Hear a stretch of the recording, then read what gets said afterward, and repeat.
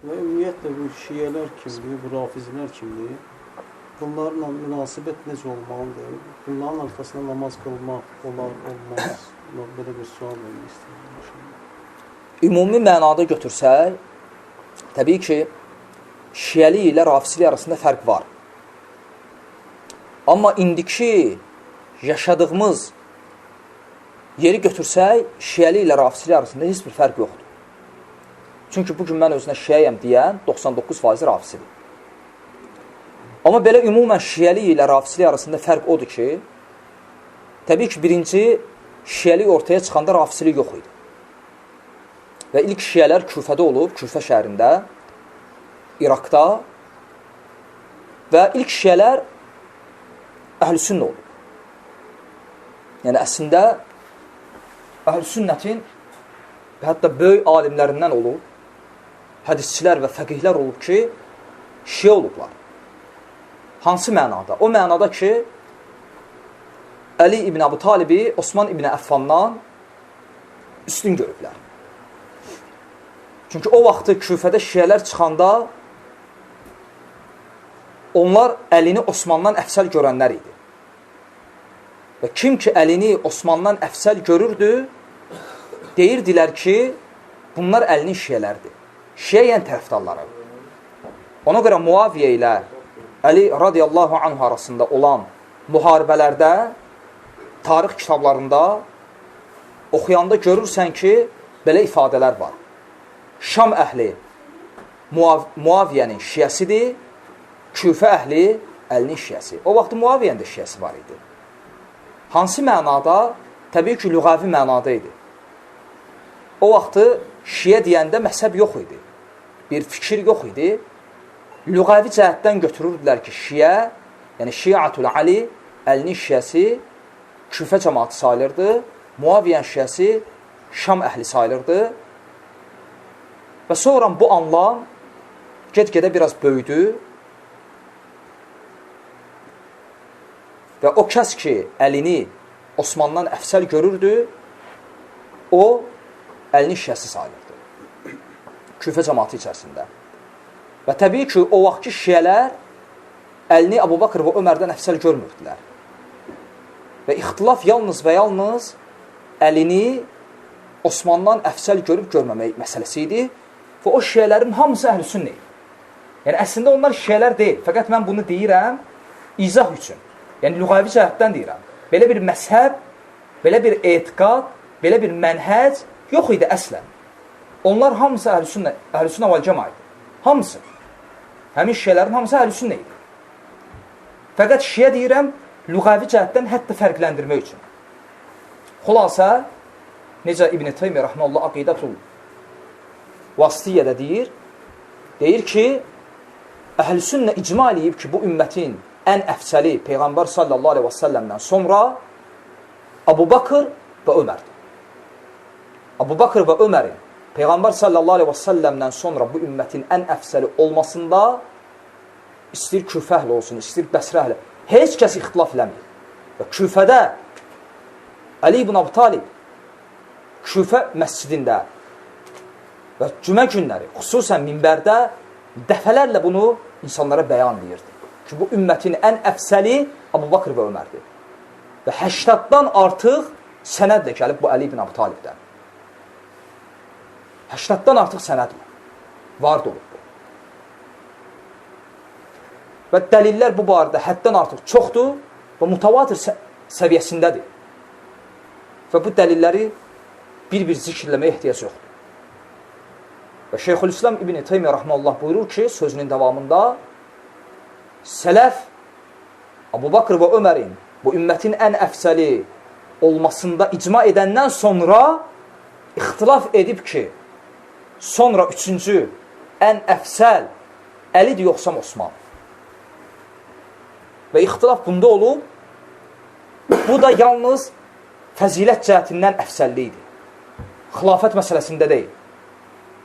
Yalnız fəzilət cəhətində Əhl-i-Sünnə ixtilaf edib ki, Əli yoxsa Osman əfsəldir və sələfin cümhuru əksəriyyət o rəydədir ki, Osman Əlidən əfsəldir və bunun dəlillərindən də biri Buxarıda Abdullah ibn Ömərin radiyallahu anhunun rəvayət elədiyi hədisdir. Sahaba buyurur ki, biz Peyğəmbər sallallahu aleyhi və səlləmin zamanında deyərdik ki, Allah Rasulundan sonra bizim ən əfsəlimiz Abu Bakrdır, sonra Ömər, sonra da Osman və sonra susardıq.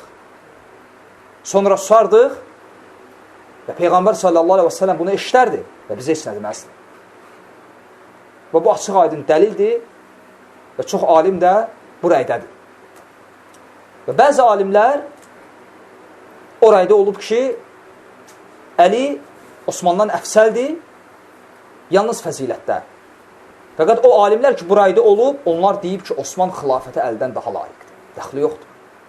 Məsələ xilafətdə deyil. Məsələ fəqət əfsəliyyətdədir. Və bu mənada əhl-i-sünnətin alimləri olub. Bu mənada şiə. Xalis şiələr. Bu mənada. Hamısı sələfi olublar və bizim hidayət rəhbəri imamlarımızdır. Kimlərdir? Onlardan biri Abu Hanifə rəhməhullahdır. Küfədə böyüyən. Düzdür ki, sonra bu rəyindən dönüb. O Osmanı əldən əfsəl görürdü və sonra bu rəyindən dönüb. Və alimlərdən biri İmam Nəsai. 6 hədis kitabından biri. Birinin müəllifi. İmam Nəsai bu mənada şiə idi və hətta onun kitabı var, Əl-Xasais. Əlinin fəzilətlərinə dair kitabı var. Xüsusi kitabı və əlinin fəzilətlərinə dair yazılmış ilk əsərin müəllifidir. Ona görə heç kəs iddia etməsin ki, biz əlini sevirik və s. və ilə axır.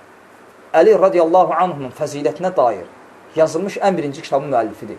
İmam Nəsai, hansı ki, Əhl-i Sünnənin ən əsas 6 hədis kitabından birinin müəllifi və o bu mənada şeydir. Və sonra İmam Hakim, Müstədrək əsərinin müəllifi, bu mənada şeydir. Və sonra Yəmənli İmam Əhmədin şeyxlərindən Abdurrazzaq Əl-Musannəf kitabının müəllifi bu mənada şeydir. Və təbii ki, onlar hamısı əhl-sünnə idi. Mən lüğafi cəhətdən deyirəm. Və həmçinin İbn Əsir, tarixçi, bu mənada şeydir. Və həmçinin İbn Abdülbar, Ət-Təmhid əsərinin müəllifi bu mənada şeydir.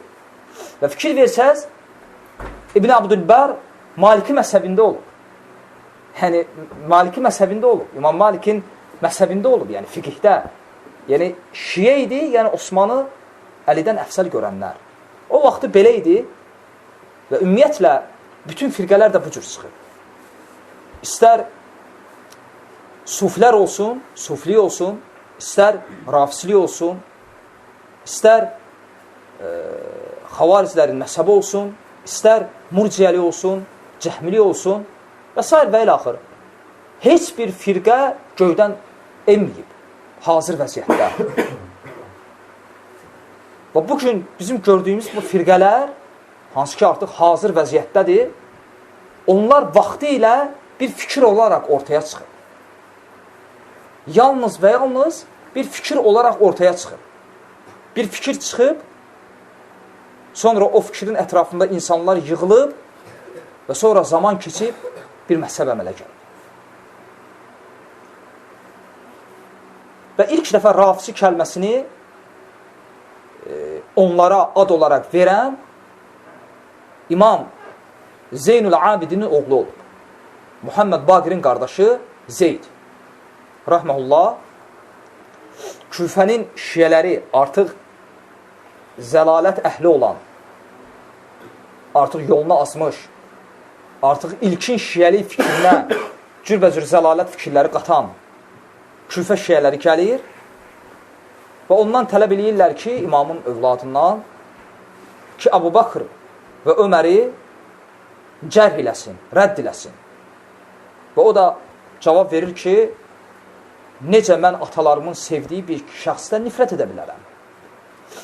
Və onu tərk eləyirlər və o da deyir ki, siz məni rafd, yəni tərk etdiniz və ondan sonra onların adı qaldı rafisi. Yəni Əhl-i Beyt, onlara bu adı qoyan Əhl-i Beytdir. Rafisi adını və təbii ki, onlar bu adına fəxr eləyirlər, rafisi adıyla.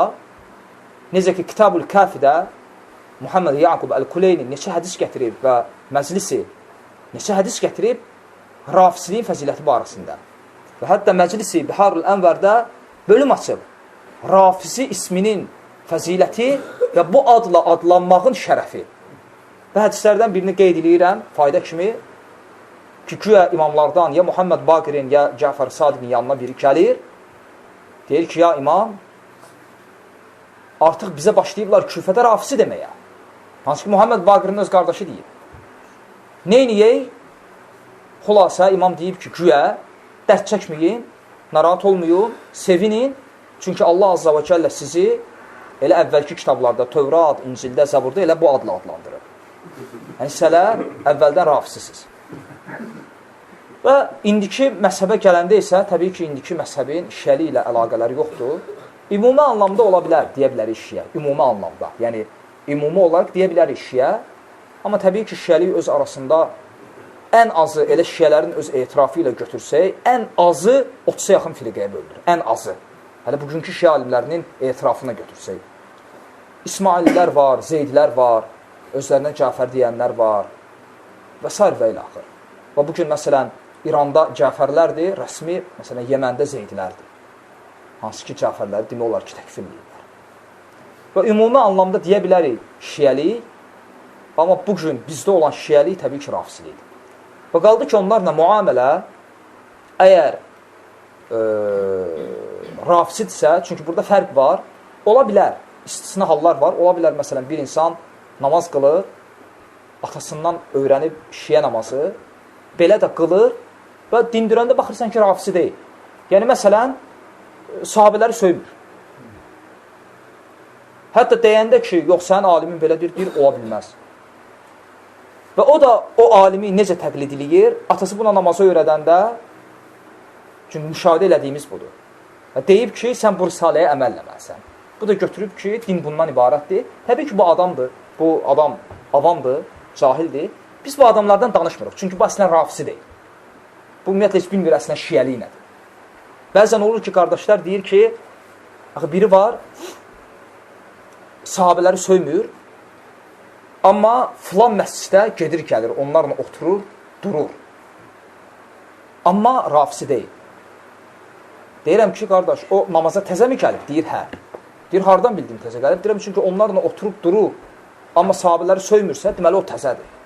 O əslində rafisidir, fəqət cahildir. İndi biraz gedib gələndən sonra başlayacaq söyləyə. O çünki təzə gəlir.